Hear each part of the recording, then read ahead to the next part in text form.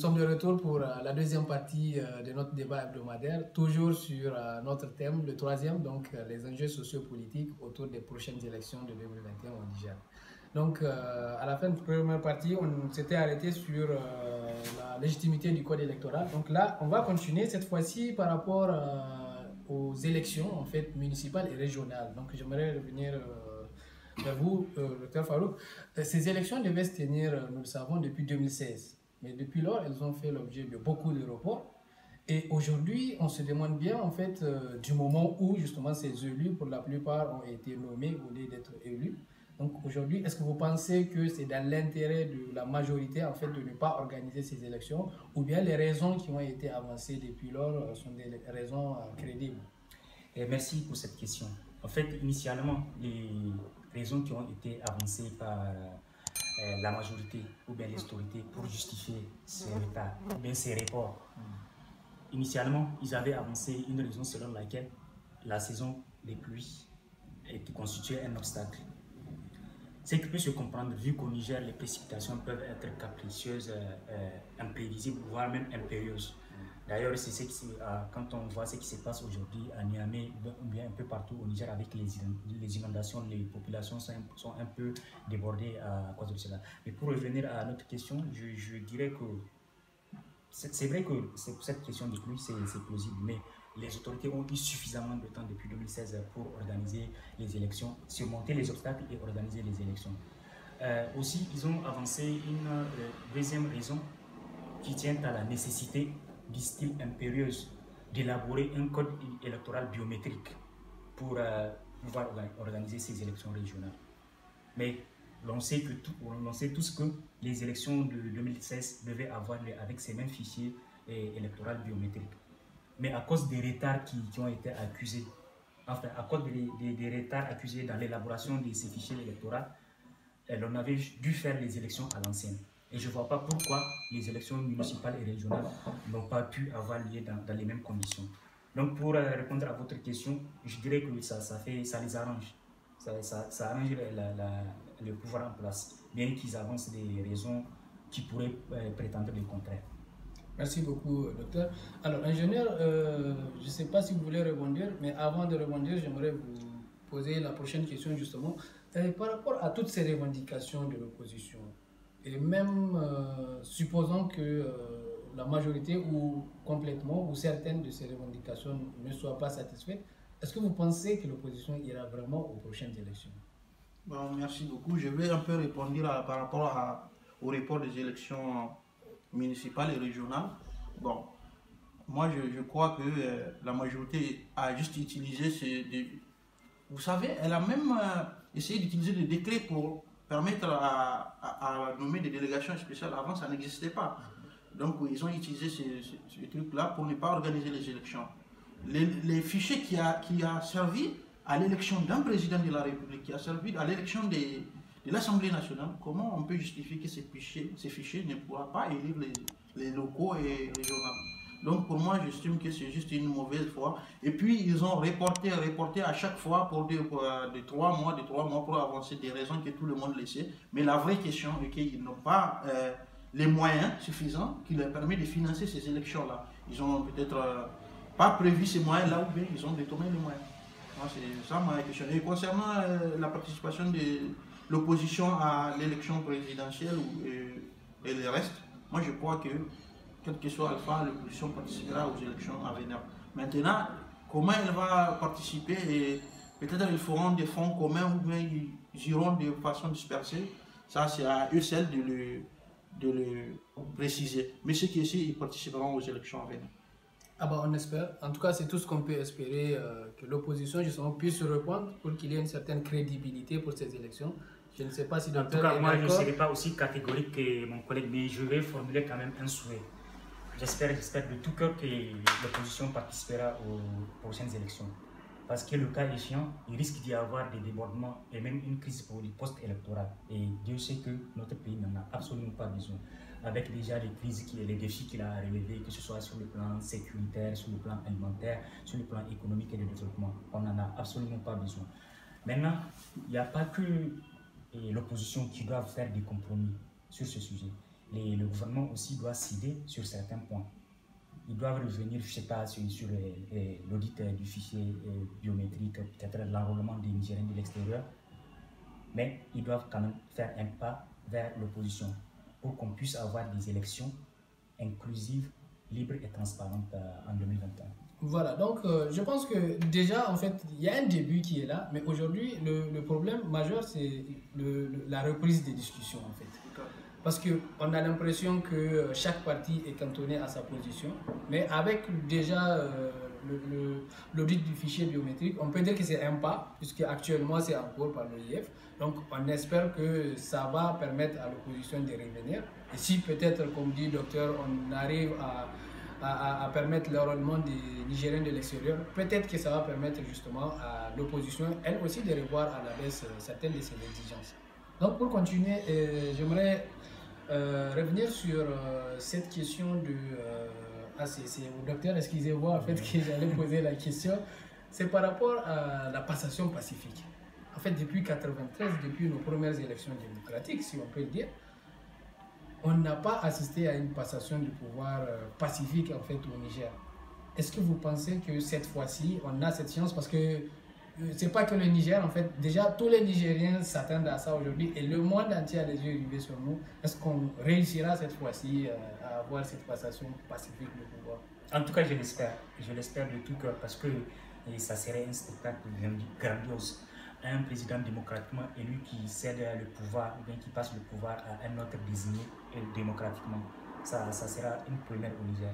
On l'attendait depuis les années 90, ça n'a jamais eu lieu. J'espère que cette fois-ci, avec la volonté du président de se retirer après son deuxième mandat, certainement on pourra assister à ce spectacle. En tout cas, on l'espère.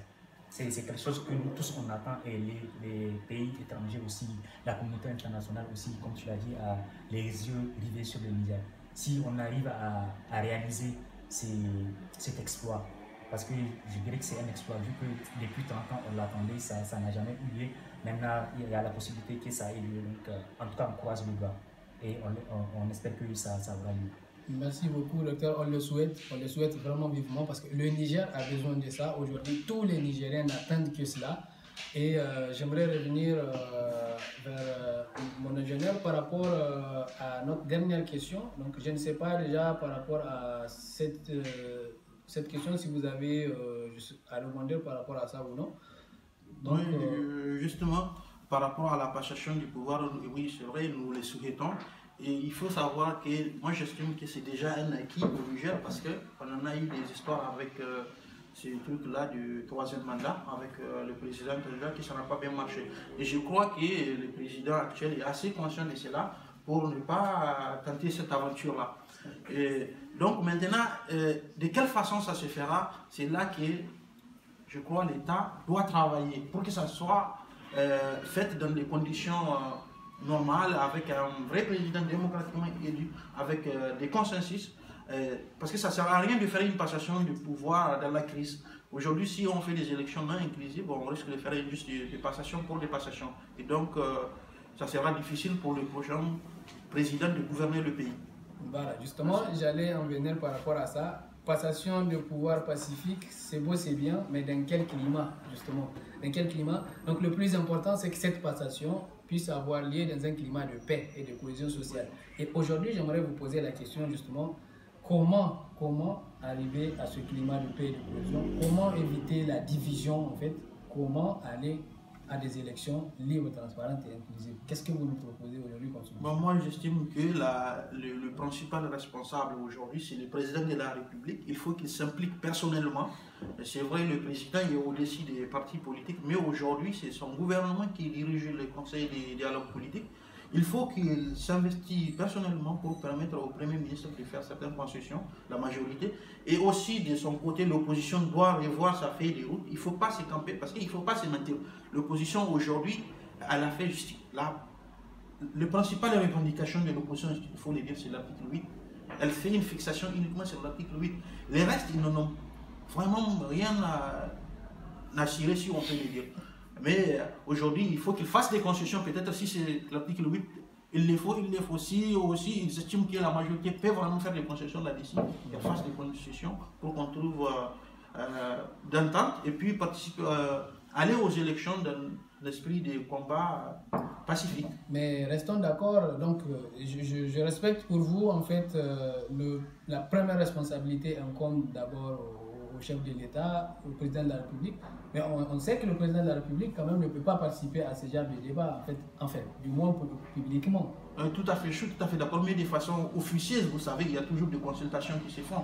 Tout se fait au regard du président de la République. Certes, publiquement, c'est normal, mais il y a des choses qui se passent officieusement. Et aujourd'hui, il a la main pour vraiment changer la tendance, pour ramener l'union de tous les Nigériens, l'opposition et la majorité. Bah, on espère que cette responsabilité sera assumée. Avant de répondre à votre question, je voudrais rebondir sur ce que mon collègue a dit par rapport à la responsabilité du président. D'accord. Vous savez, si on est tous, si on s'en souvient, il y a quelques années de cela, le président avait voulu former un gouvernement d'union nationale. Il avait tendu la main à l'opposition pour que l'on puisse avoir un gouvernement qui impliquerait toutes les composantes de la vie politique nigérienne. Je crois que si j'ai bonne mémoire, l'opposition avait refusé l'offre qui avait été formulée par le président. Ne pensez-vous pas que même s'il voulait s'impliquer davantage dans ce processus pour qu'on puisse avoir des élections libres et transparentes, il allait mêler. Il n'y a pas que la majorité, en fait, il n'y a pas que la majorité qui doit tirer les ficelles. Il n'y a pas que la majorité qui tire les ficelles, parce que l'opposition aussi, comme vous l'avez dit, elle est campée, elle fait des fixettes sur l'article 8 du code électoral nigérien. Si jamais on n'arrive pas, il n'arrive pas à se mettre d'accord, ou bien la majorité campe sur sa position de ne pas changer, de ne pas modifier l'article 8. Et je ne sais pas quelle serait la marge de manœuvre de ça. Alors, bon, en ce moment-là, en fait, je ne sais pas. Juste, moi, je vais répondre concernant. Un mot de fin par rapport à. Avant de terminer, un mot de fin concernant le gouvernement d'union nationale là, que le président a appelé. L'opposition a participé. Moi, je trouve ça scandaleux d'ailleurs d'appeler toutes les composantes des partis politiques nigériens, vu qu'on en a beaucoup, dire que tous les partis politiques doivent intégrer au gouvernement, c'est juste du gâchis. On va juste payer des gens comme ça, c'est le frais des pauvres citoyens. Moi, je trouve que si aujourd'hui on a la possibilité d'avoir un seul parti au pouvoir qui peut gouverner sans pour autant associer tous les gens au gouvernement, ça serait mieux. De la Mais, chers collègues, ça c'est quelque chose qui est très difficile à faire. Parce qu'un seul parti ne peut pas gouverner tout un pays. On a beaucoup de partis politiques au Niger. Justement, quand il avait voulu former le gouvernement d'union nationale, il ne voulait pas intégrer, comment on appelle ça, l'ensemble des partis politiques nigériens. On a trois mouvances au Niger. Il y a la mouvance présidentielle, la majorité, il y a l'opposition et il y a les non-affiliés. La proposition qu'il avait faite, qu'il avait voulu faire plutôt, c'était que les principaux leaders des trois mouvances soient impliqués dans le processus du gouvernement d'union nationale. On ne peut pas, comme on n'a plus de...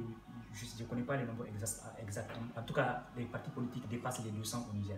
Mais il y a déjà des mouvances qui sont là. C'est avec les leaders de ces mouvances qu'on devrait traiter pour, si jamais on décidait si c'était possible de mettre le gouvernement d'union nationale en place. Alors, bon, déjà sur cette question aussi, il faut savoir que, en fait, pour un gouvernement, diriger sans avoir la majorité, c'est assez compliqué. Parce qu'on sait qu'à l'Assemblée, justement, un gouvernement a besoin toujours de cette majorité pour pouvoir mettre en place, en fait, son programme, si on peut le dire. Je ne veux pas vous couper, mais vous savez déjà, le PNDS a déjà la majorité nécessaire à l'Assemblée nationale pour pouvoir diriger le pays. Moi en fait, ce qui m'a étonné d'ailleurs, le président Issoufou Tanja a l'habitude de l'appeler à participer au gouvernement d'union nationale. Il ne l'a jamais fait. Oui, je pense que c'est de ça que le docteur parlait tout à l'heure quand il parlait de l'appel de pouvoir. Voilà, c'est-à-dire que le pouvoir a déjà l'habitude. Maintenant, lui aussi, il répète la même chose. Et donc, moi, j'estime que si peut-être avant il a avancé des vraies raisons, peut-être ça ne sert à rien juste de partir au mangeoire si tu sais que tu ne peux pas apporter quelque chose. Si c'est ça, peut-être la posture de l'opposition, moi, j'estime que la raison de ne pas participer. Mais si c'est autre chose, une autre pensée, Mais bon, là, c'est dommage qu'elle n'a pas Voilà, fait. donc on a parlé un peu de solutions à gauche, à droite, en fait, pour comment justement aboutir à ce climat de paix, comment aller aux élections dans un climat de cohésion sociale afin d'aboutir à ces élections libres, transparentes et inclusives. Et maintenant, juste voilà, pour terminer ce débat, juste un mot de fin, en fait, on commence avec l'ingénieur. Bon, pour un mot de fin, moi, ce que je souhaite et que je souhaiterais, c'est que ces élections-là se passent dans la tranquillité, que ça se fasse de façon libre, transparente et inclusive. Il faut que chacun mette de l'eau dans son bain, comme on l'a dit, pour que, bon, voilà, que de chacun de son côté fasse des concessions pour que, bon, voilà, qu'il aille à ces élections de façon dans la paix. C'est tout ce que j'ai à dire. Parce qu'aujourd'hui, tous les voyants sont rouges. On n'est pas dans la bonne voie, à ce que je vois. Merci ingénieur. Et on espère justement qu'on va s'inscrire dans cette continuité. Alors, en tout cas, moi aussi, je vais formuler un souhait parce que le Niger, c'est notre bien commun à tous. On n'a pas intérêt à ce qu'il y ait des débordements ou bien une crise post-électorale. Donc, pour éviter cela, les membres du gouvernement, la majorité et l'opposition doivent faire chacun de son côté des concessions pour que l'on puisse avoir, pour que les élections puissent avoir lieu dans une cohésion sociale, dans la quiétude et que ces élections soient inclusives et transparentes. Il faut que chacun y mette du sien. Voilà, donc nous lançons un appel donc, avec nos deux débatteurs justement. On finit toujours sur la note positive et comme à l'accoutumée, donc je tiens déjà à remercier Dr Farouk et mon ingénieur Ibrahim donc, pour cette participation, pour cette défense des arguments avec beaucoup de brio. Et donc nous lançons notre appel justement à l'égard de la majorité et à l'égard de l'opposition, en plus à l'égard de tout le peuple nigérien. Donc, le Niger a besoin de paix. Le Niger a toujours été un pays de paix. Donc, on souhaite que ces élections, justement, puissent se passer dans ce climat de paix et de cohésion. Nous lançons l'appel, une fois de plus, à l'opposition, à la majorité, de se réunir, de reprendre le dialogue afin de trouver une issue positive. Et donc, que Dieu protège notre chère nation, le Niger,